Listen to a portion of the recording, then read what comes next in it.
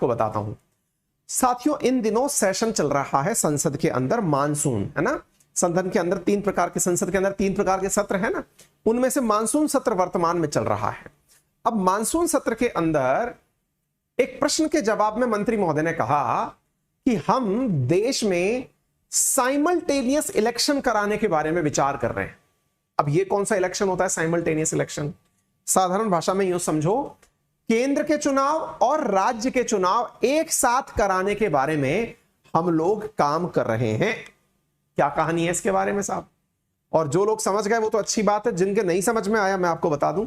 सरकार ने कहा एक प्रश्न के जवाब में कि हमने लॉ पैनल को भेजा है कि साहब हमको बता दो क्या क्या करना होगा यदि हमें केंद्र सरकार और राज्य सरकार के चुनाव एक साथ कराने हो। साथियों, यह प्रश्न आज से पहले भी पढ़ाया जा चुका है, आज के बाद भी पढ़ाया जाएगा। आप लोग इसके बारे में एक प्रॉपर प्रकार का आंसर बनाकर लिख लीजिएगा, है ना। यानी एक देश एक चुनाव, यानी इसको यूं समझिए कि पूरे देश में एक ही बार में चुनाव हो जाएं, राज्यों के चुनाव और केंद्र के चुनाव एक ही बार में हो जाएं। तो आपसे पूछा जाएगा कि क्या यह प्रैक्टिकली पॉसिबल है? अगर है तो इसके सकारात्मक पक्ष बताइए, इसके नकारात्मक पक्ष बताइए, है ना।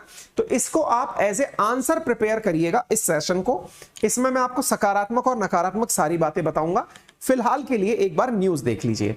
हाल ही के अंदर जो हमारे मंत्री हैं पार्लियामेंट के अंदर, मिस्टर रिजिजू, उन्होंने, लॉ मिनिस्टर हैं, ये कानून मंत्री हैं, इन्होंने अपने द्वारा एक प्रश्न के जवाब में इन्होंने कहा कि भाई देखिए, एक मिनट, ये थोड़ा सा यार कट रहा है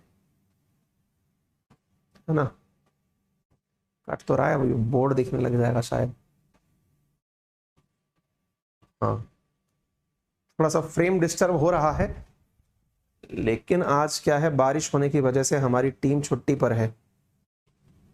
ठीक है, जयपुर में बारिश हो रही है।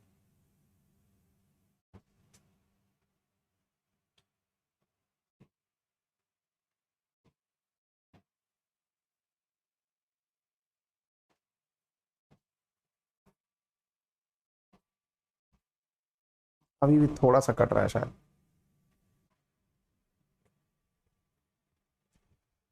कोई नहीं, कल एडजस्ट करेंगे इसको, ठीक है। हाँ जी, तो हम क्या कह रहे थे कि जो मिस्टर किरण रिजिजू हैं, इन्होंने हाल ही के अंदर पार्लियामेंट के अंदर अपने द्वारा एक आंसर देते हुए कहा कि हम लोगों ने पार्लियामेंट्री पैनल की तरफ से लॉ पैनल को यह जानकारी देने के लिए भेजा है कि वो बताए, क्या बताए कि भाई क्या हम लोग केंद्र सरकार के चुनाव और राज्य सरकार के चुनाव एक साथ करा सकते हैं।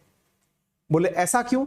बोले ऐसा इसलिए कि जब केंद्र और राज्यों के चुनाव अलग अलग समय पर कराए जाते हैं तो 2014 से लेकर 2022 के बीच में केवल चुनाव कराने पर, यह नंबर 1 का पैसा है, चुनाव कराने पर यानी ज्ञात जो पैसा है ना, वो 7,432 करोड़ रुपए खर्च हुए हैं केवल इलेक्शन कराने के ऊपर। ठीक है, तो जब इलेक्शन कराने के ऊपर इतना पैसा खर्च हुआ है,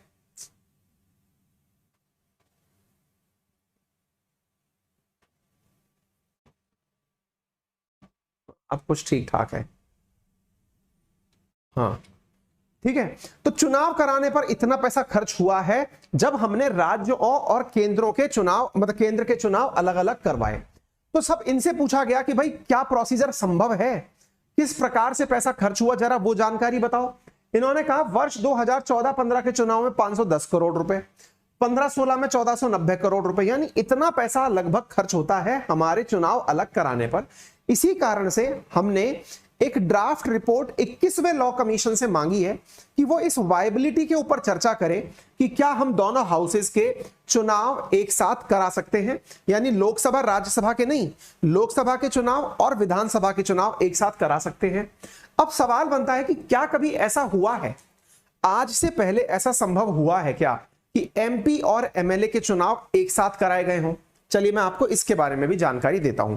साथियों, फैक्चुअली साइमल्टेनियस इलेक्शन इंडिया में 1952, 57, 62 यानी कि 1962 तक, नेहरू जी के समय तक, 1962 के बाद 1967 भी कंटिन्यूटी में आप उठाकर देखें तो देश के अंदर हर 5 साल में राज्यसभा, माफी बोल रहा हूं बार बार, राज्यसभा निकल जा रहा है, राज्यों के चुनाव और लोकसभा के चुनाव एक साथ ही आयोजित करवाए गए थे। ठीक है, लेकिन उसके बाद में राज्यों के अंदर लोकल पॉलिटिकल पार्टीज बनती चली गई और केंद्र के अंदर एक नेशनल पार्टी चलती चली गई। इसके चलते चुनावों की तारीखों में अंतर आने शुरू हुए और देश के अंदर चीजें बदलती चली गई। ठीक है ना, तो इलेक्शन कमीशन जो है वो खुद भी ये चाहता है कि इलेक्शन साइमल्टेनियसली हो और इस बारे में लॉ कमीशन ने अपनी रिपोर्ट के अंदर 1919 में यह कहा भी था कि इलेक्शन एक साथ कराए जाने चाहिए। अब बड़ा सवाल यह बनता है, तो सर जब ये सब चाहते ही हैं कि इलेक्शन एक साथ कराए जाने चाहिए, तो क्या सरकार के चाहने भर से ऐसा हो जाएगा क्या कि प्रधानमंत्री के लिए जो हमारे देश में चुनाव होते हैं एमपी वाले और मुख्यमंत्री के लिए जो हमारे देश में चुनाव होते हैं एमएलए वाले, वो एक साथ बिना किसी कानूनी व्यवधान के हो जाएंगे? जी नहीं। इसके लिए यह माना जा रहा है, इसी कारण से लॉ कमीशन से कहा गया है कि वो अपना सजेशन दे। यह माना जा रहा है कम से कम आधे राज्यों की परमिशन इसके अंदर रिक्वायर्ड होगी, यानी आधे राज्यों से पूछना पड़ेगा कि क्या वो वन नेशन वन इलेक्शन के पक्ष में है। अब आप में से कईयों के ऊपर से यह चीज जा रही होगी क्या कि यार ये वन नेशन वन इलेक्शन होता क्या है और क्यों जरूरी है वन नेशन वन इलेक्शन। मैं आपको बताता हूं साथियों, आप में से अक्सर बहुत से लोगों ने देखा होगा कि देश के किसी ना किसी भाग में एनी टाइम इलेक्शन चल रहा होता है। मतलब किसी राज्य का विधानसभा चुनाव आ गया, किसी राज्य के अंदर मतलब एमपी के लिए बाईपोल इलेक्शन आ गए, या फिर एमपी का चुनाव निकल कर आ गया। साथियों आपको बताऊं मैं 2014 से लेकर के 2022 के बीच में 50 से ज्यादा इलेक्शंस हो चुके हैं और इन इलेक्शंस में जो खर्चे होते हैं ना, इसमें असल में जो केंद्र सरकार है वो लोकसभा के चुनाव का खर्चा उठाती है, वहीं जो राज्य सरकार है वो राज्य के चुनाव का खर्चा उठाती है, यानी एमएलए वाले चुनाव का, यानी विधानसभा वाले चुनाव का। अल्टीमेटली देश के अंदर कोई भी सरकार घोषणा नहीं कर पाती है किसी भी प्रकार की। क्यों? क्योंकि देश पूरे टाइम चुनाव में रहता है। तो अब बड़ा सवाल यह बनता है कि यदि ऐसा हम करना चाहें तो कौन से हमें फायदे होंगे यदि हमने केंद्र के और राज्यों के चुनाव एक साथ करा दिए। सबसे पहला कारण जो मैंने आपको बताया, जहां हमारे 2014 से 22 के बीच में लगभग 7,500 करोड़ खर्च हो गए, अगर ये दोनों चुनाव एक साथ करा दिए जाएंगे तो खर्चा राज्यों और केंद्र के बीच में आधा आधा बट जाएगा और खर्चा एक बार में ही निपट लेगा, यानी कि ज्यादा खर्च एक बार में नहीं आएगा। नंबर 1 बात। नंबर 2, हमारे देश के अंदर चुनाव कराने के लिए बार बार सिक्योरिटी फोर्सेस का मूवमेंट कराना होता है। भाई चुनाव होना है तो चुनाव के लिए फिर आपको बल भेजना पड़ता है कि भाई यहां पर संवेदनशील जगह है, यहां पर फोर्सेस को अप्लाई करिए। तो ऐसी स्थिति के अंदर यहां पर सिक्योरिटी फोर्सेस का जो एंगेजमेंट है उसको भी कंट्रोल किया जा सकता है। तीसरी चीज जो है, अगर हम लोग फायदे के अंदर बात करें तो सामाजिक ताना बाना जो है ना, जिसके अंदर कास्टिज्म, कम्युनलिज्म, करप्शन, इन सब चीजों से निजात मिल सकती है। अब वो पूछिए वो कैसे? असल में होता क्या है, आज जब हम राज्य के लेवल के चुनाव की बात करते हैं तो राज्य के अंदर या तो धर्म हावी हो जाता है या जात पात हावी हो जाती है। जैसे आप लोगों ने बहुत बार कर्नाटक का इलेक्शन देखा होगा, वहां पर लिंगायत समुदाय को पक्ष में करने की तैयारी चल रही होती है। ठीक इसी प्रकार से आपने यदि यूपी के इलेक्शन को कभी फोकस किया हो, वहां यादव वोट बैंक के ऊपर सारी चीजें और एससी वोट बैंक के ऊपर पार्टीज अपने अपने इलेक्शन के एजेंडे डिसाइड करती हैं। हरियाणा के अंदर ठीक इसी प्रकार से जाट वोट बैंक को प्रभावित करने की कोशिश की जाती है, यानी कि एक प्रकार से वोट बैंक का समर्थन प्राप्त करने की तैयारियां राज्य सरकारों के द्वारा की जाती हैं। ऐसी स्थिति में इन चीजों से बचने का एक आसान तरीका है, जब देश किसी एक बड़े एजेंडे को लेकर चुनाव लड़े तो ये जो छोटे मुद्दे हैं, जिनकी वजह से, छोटे मुद्दे मत कहिए आप इन्हें, ऐसे मुद्दे जो विभाजनकारी हैं, इनसे परे हट करके देश के विकास के लिए भी चुनाव हो सकता है। ये इसके सकारात्मक पक्ष बता रहा हूं, इसके नकारात्मक पक्ष भी हैं वो भी बताऊंगा, लेकिन ये वो पॉइंट है जो आपको अपने आंसर के पॉइंट ऑफ व्यू से लिखने चाहिए। तीसरी चीज, जब ऐसे चुनाव होते हैं तो पॉपुलिस्टिक मेजर्स के ऊपर चुनाव होते हैं, यानी सरकारों के साथ मिलकर के लॉन्ग टर्म गोल की बात होती है यदि ये चुनाव एक साथ करा दिए जाएं। इसके साथ साथ रेगुलर चुनाव जब होते हैं ना, तो होता क्या है कि अगर आप हर बार चुनाव कराते जा रहे हैं तो होता क्या है कि उसकी वजह से सरकारें घोषणा करने से बच जाती हैं। यानी कि पता चल रहा है आज कहीं आचार संहिता लग गई, प्रधानमंत्री घोषणा नहीं कर पाए या मुख्यमंत्री घोषणा नहीं कर पाए कि कहीं चुनाव बाधित ना हो जाए। इस वजह से डेमोक्रेसी ओवरऑल रूप से हैम्पर होती है। लेकिन कोई पूछे कि एक साथ चुनाव कराने के नुकसान भी हैं क्या? बिल्कुल हैं। सबसे बड़ा नुकसान तो यही है कि जब आप कैंडिडेट्स की बात करते हैं तो एक कैंडिडेट तो लोकसभा का कैंडिडेट होगा, एक विधानसभा का कैंडिडेट होगा। ऐसी स्थिति में आपको अलग अलग वीवीपैट मशीनें यानी कि ईवीएम और वो जो पर्ची निकाल करके देती है ना कंफर्मेशन का कि आपने वोट किसको दिया है, उनकी ज्यादा बड़ी संख्या की हमें आवश्यकता होगी। मतलब एक बार में ही आपको अपना इंफ्रास्ट्रक्चर डेवलप करने में लगभग 2 टाइम्स इन्वेस्टमेंट करना पड़ेगा, क्योंकि आप अभी उन्हीं मशीनों से लोकसभा में काम में ले लेते हैं और फिर उन्हीं को राज्यों के चुनाव में काम में ले लेते हैं। लेकिन अगर ऐसा हुआ तो मामला बिगड़ जाएगा। नंबर एक बात। दूसरा जो मुद्दा है ना वो बहुत बड़ा है, और वो क्या है कि यदि हम इस प्रकार के मुद्दों पर चुनाव करते हैं तो राज्यों के मुद्दे कहीं छुप जाते हैं।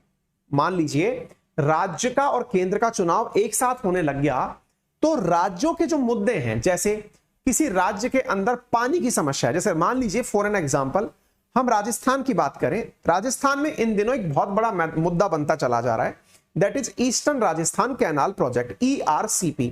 अब मान लीजिए कि चुनाव केंद्र का और राज्य का एक साथ हो गया, तो ऐसी स्थिति के अंदर एक बड़ा समस्या क्या हो जाएगी कि चुनाव एक साथ होने पर जो नागरिक है वो ये सोच नहीं पाएगा कि उसे केंद्र के अंदर कोई दूसरी सरकार चाहिए या राज्य के अंदर कोई दूसरी सरकार चाहिए। वो एक जैसा मानस बना के काम करेगा। ऐसी स्थिति में संभव है कि वो अपने लोकल मुद्दों से भटक जाए और वो केवल नेशनल मुद्दों के ऊपर ही वोट कर जाए। ये अपने आप में देश के लिए एक नुकसानदायक सिद्ध हो सकता है। ठीक है ना। अच्छा, इसके साथ क्या हो सकता है? अकाउंटेबिलिटी। अकाउंटेबिलिटी का मतलब क्या है?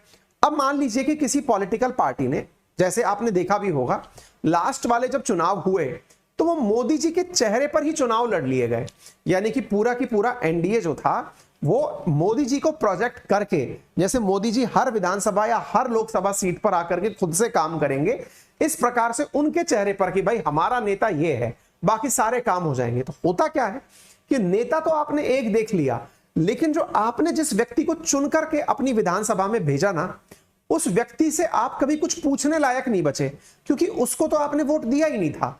आप तो सीधा प्रधानमंत्री का चेहरा देख के वोट दे रहे थे।